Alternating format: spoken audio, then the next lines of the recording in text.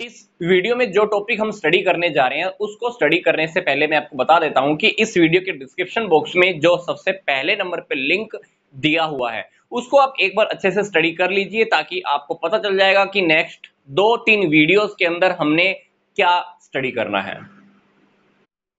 Hello friends, मैं हूं आपके सामने गौरव मिगलानी। हम पढ़ रहे हैं 12th क्लास की बिजनेस स्टडीज। हमारा चैप्टर कंटिन्यू चल रहा है मार्केटिंग एंड मार्केटिंग मिक्स का। तो इस चैप्टर के काफी सारे टॉपिक्स ऑलरेडी कवर हो चुके हैं। इस चैप्टर की अलग से एक प्लेलिस्ट है जो मैंने आपको इसी वीडियो की डिस्क्रिप्शन बॉक्स में दे दी है, तो आप उसमें से देख सकते हैं कि कौन कौन से टॉपिक्स हमारे कवर हो चुके हैं। तो इस वीडियो में जो हमारा टॉपिक शुरू होने जा रहा है वो है प्लेस मिक्स का। तो प्लेस मिक्स होता क्या है? सिंपल सी बात, प्रोडक्ट्स या सर्विसेज हम चाहते हैं कि कस्टमर तक पहुंच जाए। तो प्रोडक्ट्स या सर्विसेज को कस्टमर तक पहुंचाने के लिए जितने भी हमने डिसीजन लेने होते हैं, क्योंकि अगर प्रोडक्ट को कस्टमर तक पहुंचाना है तो कोई ना कोई तो तरीका होगा वहां तक पहुंचाने का, कोई मेथड तो होगा कि सही समय पर पहुंच जाए, सही जगह पर पहुंच जाए। तो ऐसे ऐसे काफी सारे डिसीजंस होते हैं जो हमको लेने होते हैं। तो सारे डिसीजंस को टोटल अगर हम कर देते हैं तो उसको हम बोलते हैं प्लेस मिक्स। मैं आपको फिर से रिपीट कर रहा हूं, प्लेस मिक्स है क्या? सिंपल सी बात, अगर हम प्रोडक्ट्स को कस्टमर्स तक पहुंचाना चाहते हैं तो इस काम के लिए काफी सारे डिसीजंस हमको लेने होंगे। इन सारे डिसीजंस को अगर हम टोटल कर दें तो उसको हम बोलते हैं प्लेस मिक्स। क्योंकि अगर हम डिसीजंस नहीं लेंगे तो सही क्वांटिटी में, सही जगह पर, सही वक्त पर कस्टमर को प्रोडक्ट अवेलेबल नहीं हो पाता। और अगर कस्टमर को ये सारी फैसिलिटी नहीं मिलती हैं तो वो प्रोडक्ट खरीदना पसंद नहीं करते हैं। तो हम भी चाहते हैं कि कस्टमर को सही जगह पर, सही क्वांटिटी में, सही समय पर प्रोडक्ट अवेलेबल हो जाए। तो ये सारे काम करने के लिए हमने जो डिसीजंस लेने होते हैं उन डिसीजंस के टोटल को हम कहते हैं प्लेस मिक्स।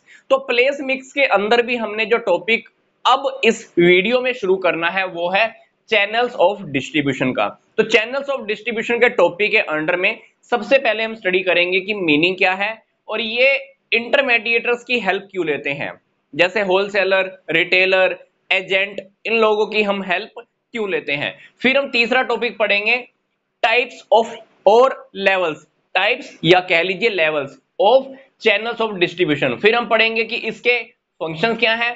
फिर हम पढ़ेंगे कि चैनल्स ऑफ डिस्ट्रीब्यूशन को कौन कौन से फैक्टर्स इफेक्ट करते हैं। तो ये सारे टॉपिक हम बिल्कुल सीरीज में स्टार्ट करते हैं अब। तो सबसे पहले हम चैनल्स ऑफ डिस्ट्रीब्यूशन का मीनिंग हम स्टडी कर लेते हैं। तो मीनिंग के अंदर सिंपल सी बात है कि एक ऐसा रास्ता, मतलब चैनल्स ऑफ डिस्ट्रीब्यूशन का क्या मतलब है? एक ऐसा रास्ता जिसमें गुड्स या सर्विसेज प्रोड्यूसर से होती हुई कहां तक पहुंचती हैं? कस्टमर तक पहुंचती हैं।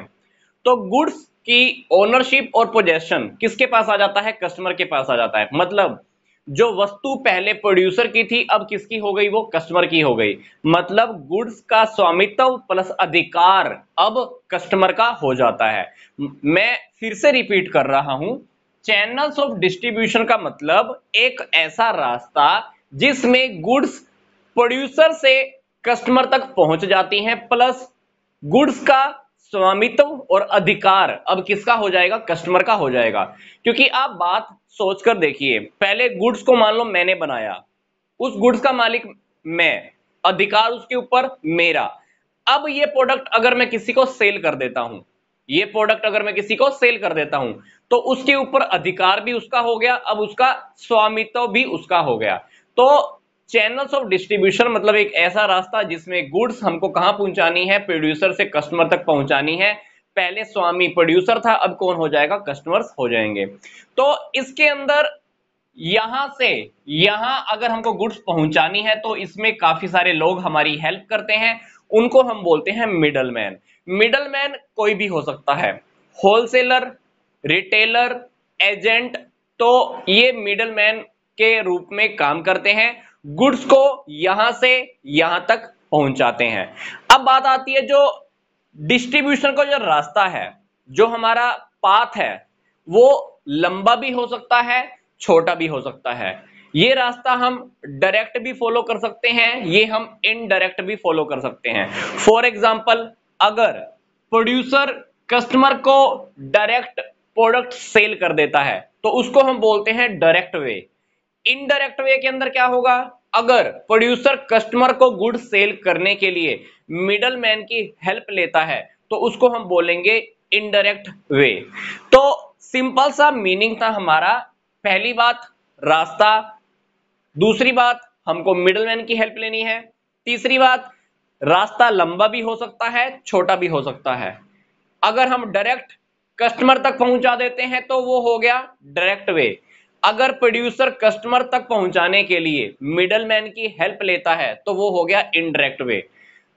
तो मीनिंग समझने के बाद सेकंड टॉपिक हमको यह समझना है कि हम इंटरमीडिएटर्स की हेल्प क्यों लेते हैं, मध्यस्थों की हेल्प क्यों लेते हैं, होलसेलर, रिटेलर, एजेंट की हेल्प क्यों लेते हैं, क्योंकि हमें अपनी गुड्स और सर्विसेज को यहां तक पहुंचाना होता है।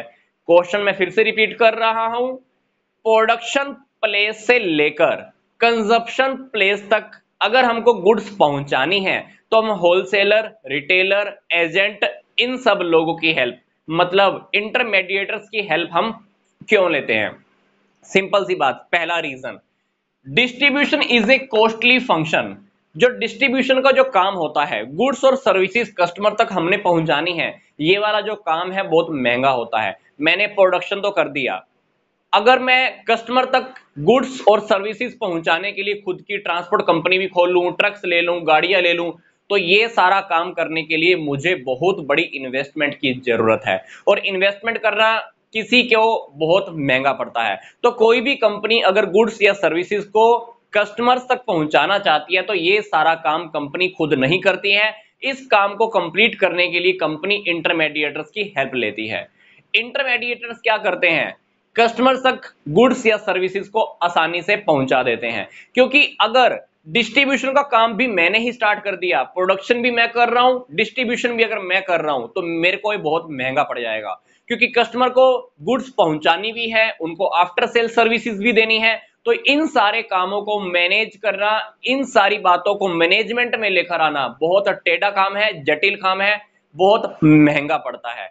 इसलिए ये काम महंगा ना हो जाए, हमारे लिए मुश्किल ना हो जाए, हम क्या करते हैं, इंटरमीडिएटर्स की हेल्प लेते हैं। दूसरा कारण, डायरेक्ट सेलिंग नॉट फिजिबल या पॉसिबल। डायरेक्ट सेल करना पॉसिबल नहीं होता है। फॉर एग्जांपल, मैं दिल्ली के अंदर फैक्ट्री लगाकर बैठ गया, मैंने बहुत सारी प्रोडक्शन की, अब मेरे को यही गुड्स केरल तक पहुंचानी है, तो क्या लगता है कि क्या केरल के कस्टमर्स के डायरेक्ट कांटेक्ट में मैं हो सकता हूं? नहीं, केरल के डायरेक्ट कांटेक्ट में कोई और पर्सन होगा, मुझे क्या करना होगा, उस पर्सन की हेल्प लेनी होगी अगर मैं प्रोडक्ट को सेल करना चाहता हूं तो अगर कोई भी प्रोड्यूसर हर जगह पे अपने प्रोडक्ट को सेल करना चाहता है तो डायरेक्ट सेल करना मतलब गुड्स को वो सीधा ही कस्टमर को सेल कर देगा, पॉसिबल ही नहीं है। ये काम बहुत टेढ़ा होता है, आप सेल कर ही नहीं पाओगे और आपका बिजनेस जल्दी ठप पड़ जाएगा, बिजनेस बंद हो जाएगा। तो हम उन लोगों की हेल्प लेते हैं जो कस्टमर्स के कांटेक्ट में रहते हैं। कस्टमर के कांटेक्ट में कौन रहता है? रिटेलर। रिटेलर किसके कांटेक्ट में रहता है? होलसेलर। होलसेलर हो सकता है कि एजेंट के कांटेक्ट में रहता हो। तो हमको इंटरमीडिएटर्स की हेल्प लेनी होती है, मतलब ऐसे लोगों की हमको हेल्प लेनी ही होती है जो कस्टमर्स के कांटेक्ट में रहते हैं। तो हमको दो रीजन पता चल गए हैं जिस वजह से, क्या वजह है कि हमको इंटरमीडिएटर्स की हेल्प लेनी होती है। इंटरमीडिएटर्स, सिंपल सी बात है, हमारे काम को सस्ता कर देते हैं और वो कस्टमर्स के साथ डायरेक्ट कांटेक्ट में होते हैं, हमको सेल करनी बहुत इजी हो जाती है। अब हम आते हैं अपने नेक्स्ट टॉपिक पे, टाइप्स और लेवल्स क्या है चैनल्स ऑफ डिस्ट्रीब्यूशन के। सिंपल सी बात है, दो लेवल्स हैं, पहला तो है डायरेक्ट चैनल, फिर है इनडायरेक्ट चैनल। इस टॉपिक के अंदर हमको क्या स्टडी करना है, सिंपल सी बात है, ध्यान से देखना। मतलब हम चाहते हैं प्रोड्यूसर से कस्टमर तक गुड्स को पहुंचाना, तो यहां से यहां तक, प्रोडक्शन प्लेस से कस्टमर तक अगर हमने प्रोडक्ट पहुंचाना है तो यहां तक पहुंचाने के लिए हमको कौन कौन से लेवल पार करने होंगे, या कह लीजिए कौन कौन से टाइप्स हैं डिस्ट्रीब्यूशन के। सिंपल सी बात है, अगर प्रोड्यूसर कस्टमर को डायरेक्ट सेल कर देता है तो इसको हम बोलेंगे डायरेक्ट चैनल और जीरो लेवल चैनल। क्या बोलेंगे? डायरेक्ट चैनल और जीरो लेवल चैनल। क्योंकि प्रोड्यूसर ने बीच में किसी की भी हेल्प नहीं ली, मतलब जीरो हेल्प, और कस्टमर को सीधा हमने प्रोडक्ट सेल कर दिया है। तो अगर कोई भी प्रोड्यूसर कस्टमर को प्रोडक्ट डायरेक्ट सेल कर देता है तो इसको हम बोलते हैं डायरेक्ट चैनल और जीरो लेवल चैनल। ये कैसे होता है? आजकल ऑनलाइन ट्रेडिंग में सारा काम जल्दी होने लगा है। कस्टमर ने ऑर्डर दिया और प्रोड्यूसर क्या करता है, सीधा उसको सेल भी कर सकता है। कुछ कंपनीज ऐसी हैं जो डायरेक्ट सेल करती हैं, तो उन कंपनीज को हम बोलते हैं डायरेक्ट चैनल और जीरो लेवल चैनल्स वाली कंपनी। मतलब प्रोड्यूसर से कस्टमर को डायरेक्ट गुड्स सेल कर देना, that is zero level channel. अब हम पढ़ते हैं डायरेक्ट का उल्टा इनडायरेक्ट चैनल क्या है। मैं आपको फिर से रिपीट कर रहा हूं। इस टॉपिक के टू पार्ट्स हैं। पहला पार्ट जो हमने स्टडी कर लिया, अब हम पढ़ रहे हैं सेकंड पार्ट। सेकंड पार्ट के अंदर कंपनी कभी भी कस्टमर को डायरेक्ट सेल नहीं करती है, इसलिए हम इसको बोलते हैं इनडायरेक्ट चैनल। इनडायरेक्ट चैनल के अंदर क्या होगा? तीन टॉपिक हमको स्टडी करने हैं। पहला टॉपिक वन लेवल चैनल। इस चैनल के अंदर क्या होगा? पहले टॉपिक के अंदर हम अपना गुड्स रिटेलर को सेल करेंगे। प्रोड्यूसर रिटेलर को सेल करेगा, रिटेलर किसको सेल कर देगा? कस्टमर को। वन लेवल चैनल कंपनीज क्यों फॉलो करती हैं? क्योंकि कुछ चीजें ऐसी होती हैं जो शीघ्र खराब होने वाली होती हैं, तो उसको बचाने के लिए, नुकसान से बचने के लिए एक प्रोड्यूसर क्या करेगा? रिटेलर को सेल करेगा। रिटेलर किसके कांटेक्ट में होता है? कस्टमर्स के। रिटेलर कस्टमर्स को सेल कर देगा, बहुत इजी। ये हुआ हमारा वन लेवल चैनल। अब हम पढ़ते हैं टू लेवल चैनल। प्रोड्यूसर क्या करेगा? होलसेलर को गुड सेल करेगा, होलसेलर आगे क्या करेगा?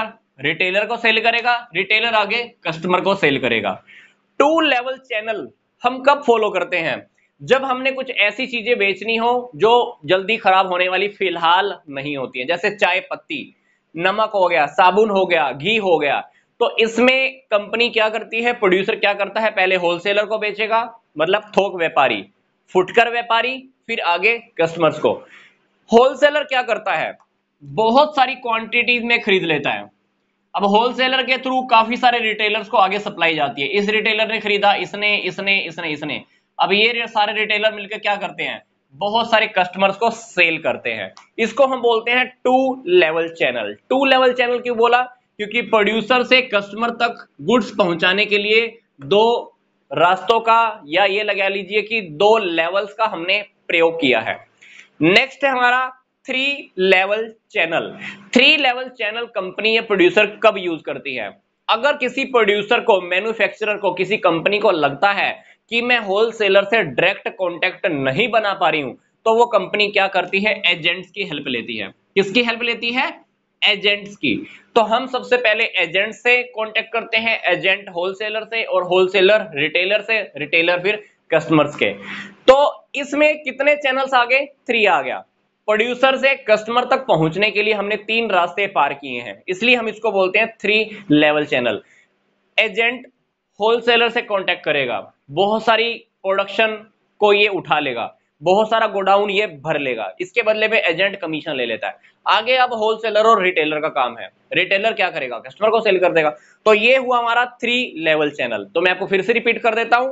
इस टॉपिक के अंडर में हमने दो बातें स्टडी की हैं। एक तो है डायरेक्ट चैनल। डायरेक्ट चैनल मतलब अगर प्रोड्यूसर कस्टमर को डायरेक्ट सेल कर देता है तो डायरेक्ट चैनल। अगर प्रोड्यूसर से कस्टमर के बीच में कुछ लोगों की हेल्प ली जाती है, दैट इज इनडायरेक्ट चैनल। तो इस वीडियो में हमने सिंपल सा टॉपिक डिस्कस किया है कि प्लेस मिक्स का मीनिंग क्या है, फिर हमने डिस्कस किया कि चैनल्स ऑफ डिस्ट्रीब्यूशन का मीनिंग क्या है, फिर हमने देखा कि इंटरमीडिएटर्स की हम हेल्प क्यों लेते हैं, फिर हमने देखा कि इनके लेवल्स क्या हैं।